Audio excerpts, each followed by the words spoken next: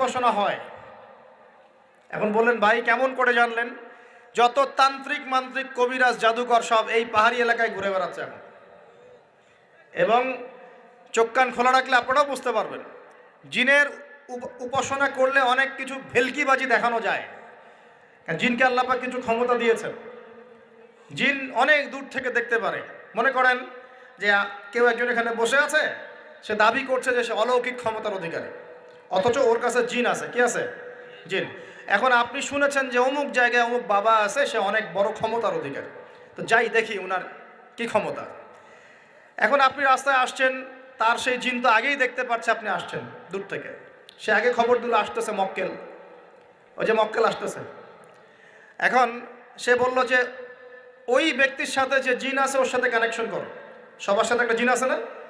আছে কি না? একটা করে জিন শয়তান আছে না সবার সাথে? দুইজন